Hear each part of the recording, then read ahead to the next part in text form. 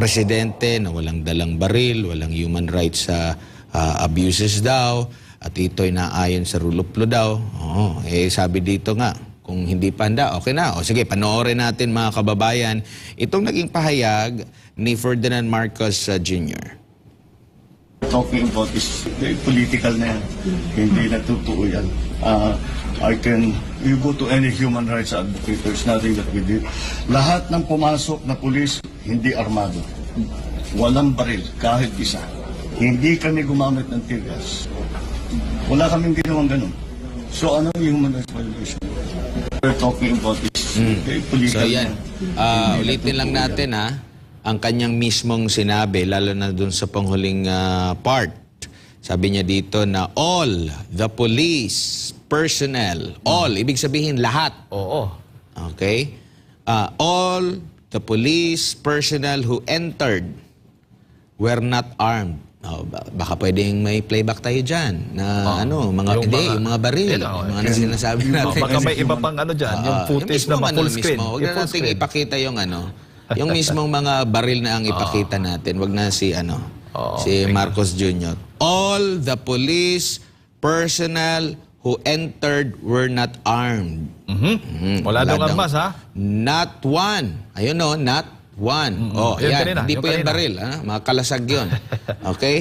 Not one of them carried a gun. Ayun. Post. Ayan. Galing talaga. Napakabilis, no? Ang galing, no? Oo. Nakapagkape na siguro to. Oo. Nagising na siguro to. Oo. Nakapagkape na siguro yan sila. Post mo na. Buti sila nakapagkape pa. Wala pa akong kape dito. I-post mo na. Dito. Not one of them carried a gun. Ayun, no? May... Sabi i-post Kung nakulangan natin ng kape partner, yung taga-playback natin. Siguro ng kape, kaya siguro wala pa ito mga kababayan. Ayan. Ang sabi ni Marcos, partner? Parang tama naman yung sinabi ni Marcos, walang may dalang baril kasi hindi naman dinadala. Pero dinala po nila papasok yan, no? Meron pang isang footage, yung pinakita sa amin na parang naka-assault formation na sila. Na parang lulusob na talaga sila na may dalang baril. Tsaka kung meron kayong video dyan, mismong si Torre may daladalang baril. Sabi niya, not one of them carried a gun. We did not use tear gas. Tear gas! Tear gas! Napakabilis. Kulang talaga ng kape. We did not do anything like that. So what's human rights violation? Ito po ay nanggagaling mismo sa presidente na may access. Pwede siyang i-briefing ng kanyang PCO. Ayan makikita niyo dyan si Torre, may daladalang armas nasa likod niya. Hinahawakan pa nga niya. Diba? May daladalang armas. Ito po ay galing, pahayag na ito ay galing sa presidente na pwedeng i-briefing ng kanyang PCO, pwedeng i-briefing ng DILG, na mali ang script, at pwedeng i-briefing ng mismong Philippine National Police. Tingin ko naman, siguro, doon sa police na nakuha natin yung information na pinabura after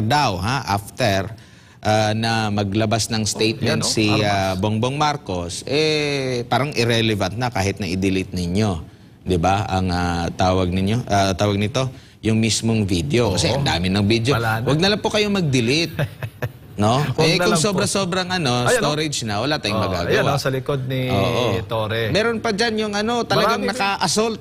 No? Marami po yan, mga kababayan. Talagang yun talaga parang natatawa ka dito sa mga sinungaling. gagamitin na mismo yung baril. Ito, Diba? mga full battle gear pa yung mga ibibigay ko sa kanila, i-direct ko sa kanila kung nasaan yung mga baril na yun, na parang mag-ano na sila mag-a-assault na mismo yung Tapos magsasabi-sabi pa itong DILG Secretary Abalos na wala daw kinalaman, wala daw pakialam o kinalaman ang palasyo sa mga nangyayaring paglusob dyan sa KOJC. Tapos mismo ang Pangulo, mula mismo sa bibig ng Pangulo, sabi, wala kaming armas, hindi kami gumamit, kami. Ayan po ay mga kababayan. Sino ngayon ang nagsisinungaling? Nakakahiya at nakakalungkot, mga kapartner. Mismo ang Pangulo ng Bansa Pasensya na po, with all due respect, hindi ko alam kung dapat bang igalang pang ganito. Na kasi hindi mo iginagalang at kinikilala yung karapatan ng pananampalataya, religious freedom, property. Hindi po nyo kinikilala yung batas yung karapatang patao, Bill of Rights. Hindi po ninyo kinikilala yan. Marami na ngang mga kababayan natin, mga missionary workers na api. Pero wala, bingi, tikom pa rin ang bibig po ninyo sa pagprotekta at pagdepensa sa mga mamamayang inosente, mga Pilipinong inosente. Pero ang pinoprotekta at dinidepensahan po ninyo, yung inyong pulis. Kaya nga sabi, may private army na ba? Private army na po ba yung mga pulis? Tanong lang naman po yan ng mga simple at ordinaryong mamamayan sa ating mga opisyal na gobyerno tulad din ng Pangulo ng Bansa, partner. Ayan, naibigay ko na. Yan. Para at least, Magising. parang mas na-memorize pa natin yung mga piniplay ba? Lahat ng mga kababayan. Ayan po, hindi po yan human rights sa violation. Sabi Okay? nila, no? Tingnan Pinagsisip natin pa, kung walang armas yan. kasi nga, sabi nga, ulitin lang natin para at least word for Ayan, word. partner Sabi ito. dito. Grabe, ang hahaba ng mga... Oo. Sabi naman niya na walang hawak. Hindi hawak-hawak niya yung baril. So parang Nasa mesa. yung video mismo, antayin lang natin yung video siguro mga after 10 dekada. Ito, ulitin lang natin verbal lang ang natin dito. All the police, all. Hoy, So talagang hindi niya sinaabi. lahat. Oo, ito mga sugatan to, ha? Sugatan to, Oo, ito yung mga natamaan ng armasata o ng pang-aabuso. Sigurado ako, yung pang-aabuso dahil po yan sa mga pulis at na lumusob po dyan. Kaya may mga sugatan. Pero ang hinahanap natin yung baril. At tabayanan mo. Kulang yata Ulitin ng lang kape. natin. Oo, Okay. kape. Ulitin lang Kape natin, muna tayo, ha? Sige. Hindi niya sinabi na ilan lang sa mga pulis. Oo. Okay? Ang may hawak. Oo. Sabi niya all. All. Okay? Lahat ng mga pulis na pumasok ay hindi armado. All the police personnel who entered were not armed. Okay?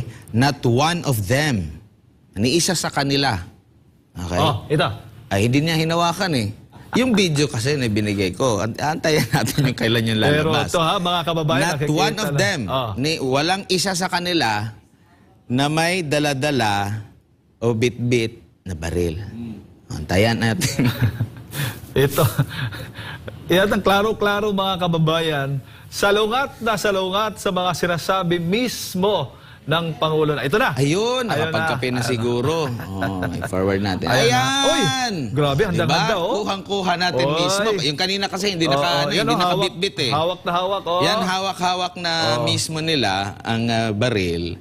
At tingnan mo yung formation. Proud na proud, Ayun, nakatutok pa. Grabe, parang, Yan yung magandang video. parang may terorista sa loob. Akma talaga Ang doon galing. sa sinasabi ni, Ang ni galing Marcos naman. Jr. Ang galing naman ng pulis natin. Tignan po ninyo. Pero tingin ko, baka toy gun yan. Laro ang Kasi sabi kahoy niya daw. Yari Yari sa kahoy daw, partner. Sabi ng mga viewers natin. Sabi ni Bongbong Marcos, Kagawing kahoy? wala daw armas na bit-bit. All the police personnel who entered were not armed. Not one. Ni isa sa kanila walang dalang armas. So tingin ko, Isa? ito? Toy gun. Airsoft Ay, lang nako. siguro to. Grabe. Oy. Shout out sa mga pulis na andyan dyan ngayon sa loob ng KOJC compound. Alam mo, partner? Tas nanonood ngayon. nanonood sila ngayon? Sabi ng ganun ba? ni Ferdinand Marcos Jr., wala po kayong armas na baril. Armas na baril. Dalang armas o dalang baril po. Naku, Shout out sa inyo dyan. Naku, kung rebelde at terorista lamang tong KOJC, patay kayong lahat dyan. Pero hindi po ganyan Hindi po ang taga KOJC ganyan. Pero tignan po ninyo kung makahawak po kayo ng armas, parang talagang mga terorista, mga kriminal po ang inyong titirahin. At yan po ay intimidation, pananakot po yan sa mga may-ari dyan mismo sa loob ng KOJC religious compound. May mga bata dyan, tapos ganyan ang hinahawakan ninyo mga armas. Hindi lang po ito unang pagkakataon. Noong June 10, ganun din ang ginawa po ninyo. Ang daming beses na pong ginawa ninyong pagsisilbi ng arrest warrant. Pero, palpak pa rin po kayo at nakakahiya po ang kapulisan natin ngayon sa ilalim po ng Marcos administration. Yan lang po ang totoo sa ngayon. Yan po ang bagoong Pilipinas. Partner. Sabi nga dito niya, if it were fewer, more would have been hurt. More supporters of the kingdom of Jesus Christ would have been hurt. Many policemen would be hurt because of the clashes. If many were deployed, the problem would be addressed immediately. So that's what we've done. Talagang paniwalang-paniwala siya na ganyan ang... pero alam niya na 30 hectares. Okay? Alam niya. So na-briefing siya, pero niloko siguro siya nung nag-briefing sa kanya. Di ba? Niloloko lang kayo. Sabi niya, in the inspection of 30 hectares alone, you would need, so 30 hectares, so updated siya, you would need a lot of personnel. So I do not see, I think, that they are, what they are talking about is political. That is not true. So ibig sabihin, yung mga sinasabi po ninyo na may armas ang mga pulis, hindi kayo totoo. Si Marcos Jr. po ang nagsasabi ng totoo. Makinig kayo, na pulis. wala ni isang pulis na may dalang armas. Siya lang ang nagsasabi ng totoo. Nagsisinungaling pala tayo. Itong video na ito, baka ano to, AI. Pwede ba to i-check sa sa DOJ or DILG yung may nakikita ba dyan yung tenga? Baka pwede ma-check yan ng kung AI ba itong video na ito. Grabe. Hindi natin makita yung tenga kasi naka full battle gear sila, tingnan nyo. So hindi natin ma-check kung AI ito kasi sa technology na gamit ng ng DILG, tenga yung tinitingnan. Kaso ang problema dito hindi makita yung tenga kasi nga naka full battle gear, naka helmet po sila, tingnan nyo. So baka AI siguro to, deepfake. Deepfake siguro ito. Yan ang nilarason nila pag nahuli na yung mga otoridad. Ay, oo nga, no? Naalala ko, buti na open mo yan. Kasi, di ba may mga videos, di ba, na nakita na may sumisinghot ng white powdery substance. Di natin kasi alam yung na yun eh. Yung kung anong substance yun, kasi kailangan i-check kung yun ba ay cocaine. Pero wala ka naman sigurong sisinghutin kung di cocaine lang naman, di ba? Pero, iset ko lang ha. Ang sabi na yung lumabas na video na yon ay fake daw, AI daw, no? So, pag nasusukol na, mapapansin mo, pag nasusukol AI, siguro ito, kaya pinasinungalingan din niya. Na hindi yun, walang ni isa. So, ibig sabihin, alam niyo na ang sagot doon sa video, doon sa sa cocaine. Kaya nga sabi partner, mga professional liar.